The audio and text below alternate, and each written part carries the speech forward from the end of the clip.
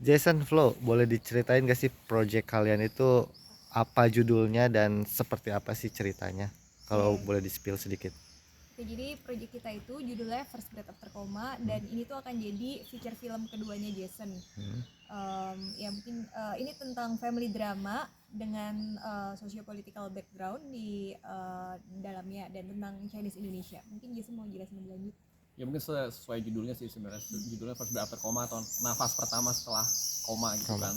Jadi sebenarnya itu merujuk pada, sebenarnya itu metafor dari apa yang dialami oleh Chinese Indonesian. Kita kan Chinese Indonesian dari tahun 98 sebelumnya kan kita tahu apa diskriminasi yang pernah dialami. Salah satunya kita nggak bisa ngomong Mandarin dan nggak boleh ngerayain Imlek gitu, salah satunya. Nah, sebenarnya ceritanya set dari 98 sampai tahun 2000 di mana waktu itu kan ada transisi besar kan dari Orde Baru ke sekarang gitu, dan dari 3 tahun itu ada ke sebuah kejadian satu keluarga di mana ayah mereka tuh lagi koma gitu.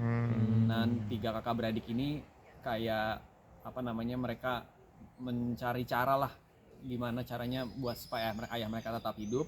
Tapi di saat yang sama di luar kita tahu 98 sampai 2000 Yap. banyak kejadian apa namanya, negara kita lagi turbulence lah gitu. Jadi apa namanya, ya sebenarnya ini metafor dari ayah mereka yang koma, tapi di saat yang sama juga metafor dari kita sebagai Chinese Indonesian yang saat itu 3 tahun itu adalah saat-saat dimana kita sedang bangun dari koma gitu. Dimana tahun 2000 kita bisa merayakan Imlek untuk Imlek pertama lagi. kali, dan itu akan jadi salah satu bagian penting di dalam filmnya gitu sih. Imlek tahun 2000. Inspirasinya sendiri dari mana awalnya nih cerita? Sebenarnya cerita ini tuh udah gue develop dari tahun 2015 sebelum gue ngerjain Akhirat kan. Ya. Akhirat Love Story itu di ya 2015 awalnya pengen jadi first feature film pertama gue. Tapi saat itu kalau inspirasinya sebenarnya dari waktu itu gue lebih kayak melihat kejadian apa ya. Waktu itu kan gue baru selesai kuliah sebenarnya. Dan di kuliah gue di UGM, di situ pertama kali gue ngelihat ternyata identitas gue sebagai Chinese Indonesian cukup unik, karena di sana di kampus gue satu-satunya orang Chinese Indonesian di satu angkatan di sosiologi UGM. Jadi gue kayak menyadari gue pengen bikin sesuatu tentang itu gitu, dan akhirnya mulai mencari-cari tahu, dan gue cukup cukup tertarik dengan apa yang terjadi 98 sampai 2000, terutama di tahun 2000 di mana apa namanya, Imlek pertama kali bisa dirayakan gitu. Dan gue langsung kepikiran kata itu First Day After Coma yang adalah sebenarnya judul lagu sebuah band lah, Explosions in the Sky. Dan waktu itu gue lagi dengerin itu, dan kata itu tuh kayak terus terngiang-ngiang ke gue, dan gue pengen bikin sesuatu tentang satu komunitas etnik ini buat yang bangun dari koma gitu. Jadi idenya sebenarnya awalnya kayak gitu sih. Flow ini kan First Breath After Coma kan masuk program Ties That Bind ya. Itu tuh kalau boleh dijelasin apa sih program itu? Dan Oke. kerjanya seperti apa sih? Ya, jadi program Test That Band itu workshop untuk produser, dan di workshop ini tuh kita harus bawa project feature film yang lagi kita develop gitu. Nah, workshopnya sendiri tuh sebenarnya diadakan 2 kali. Yang pertama itu tuh diadakan November tahun 2023. Waktu itu diadakannya di Taipei, dan ini workshop kedua diadakannya di Udine, Far East. ya berbarengan dengan Paris Film Festival gitu.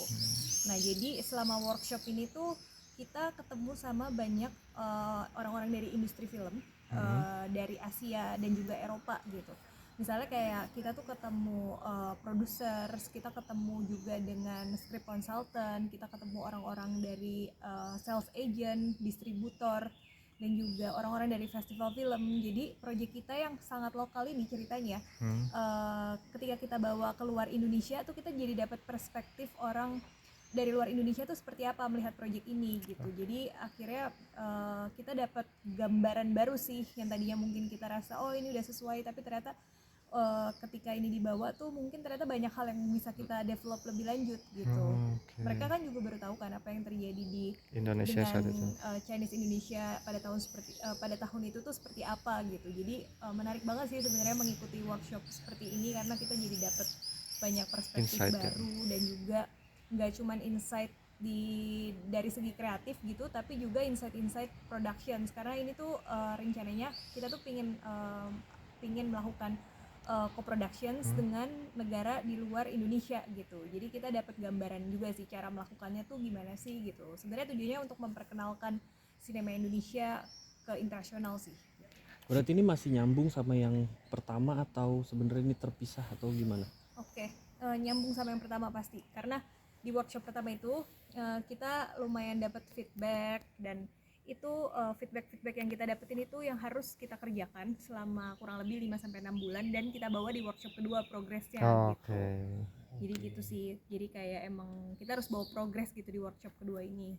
Sejauh ini progresnya atau udah Ya. sampai mana nih Oke. project kalian? Kalau dari kreatif sendiri sebenarnya udah sampai, kita udah punya draft 6 karena kan ini sebenarnya lab keempat kita ya. Jadi sebelum ikut Ties Deadbind kita ikut Pro 2 Rausut, Full Circle Lab, Pro 2 Rausut itu di Taipei juga, Full Circle Lab itu di Filipina, sama waktu itu 2015 pernah ikut di Southeast Singapura. Asia Film Lab di Singapura. Jadi lab keempat, dan sebenarnya ceritanya udah cukup berkembang lah gitu dari situ, dan kita udah punya draft ke-6 sebenarnya, draft ke-6 skrip. Jadi ya sebenarnya menurut kita udah siap buat masuk ke Tahap project lebih market lanjut. sebenarnya ya. Cuman kan memang seperti yang Rivlo bilang, sebelum masuk ke project market kita kayak workshop ini tuh guna banget buat testing the water, buat Ya, ke sebelum terjun ke ya. apa namanya, ke teman-teman dari luar Indonesia gitu, gimana dia ngelihat cerita ini, apa yang bisa kita perkuat, atau apa yang masih jadi kelemahan bisa kita lihat dulu sebelum beneran terjun ke project market gitu sih.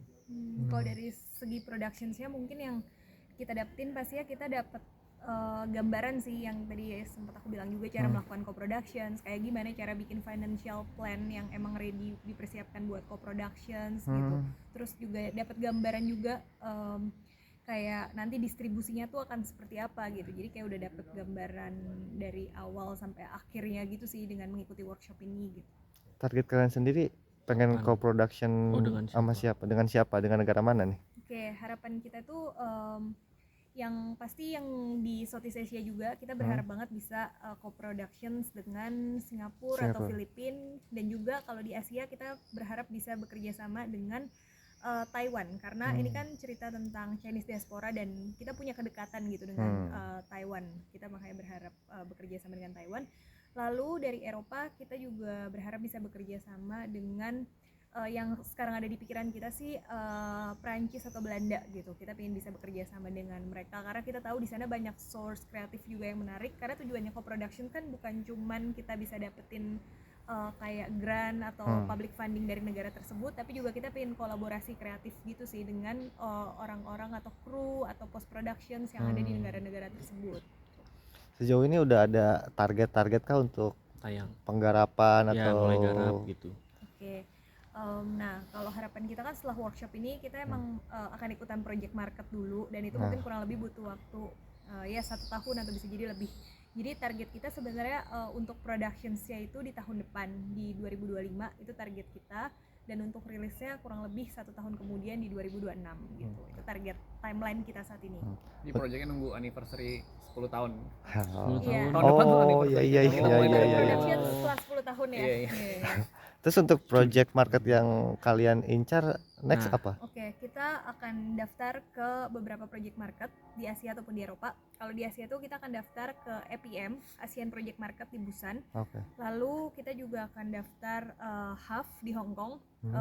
Dan juga untuk di Eropa kita akan daftar di Cinemark di Belanda, dan juga Berlinale Talent Project Market di Jerman gitu. Itu target kita saat ini sih. Mungkin nanti seiring berjalannya waktu akan ada yang kita pikirkan lagi gitu. Oke. Oke, aman.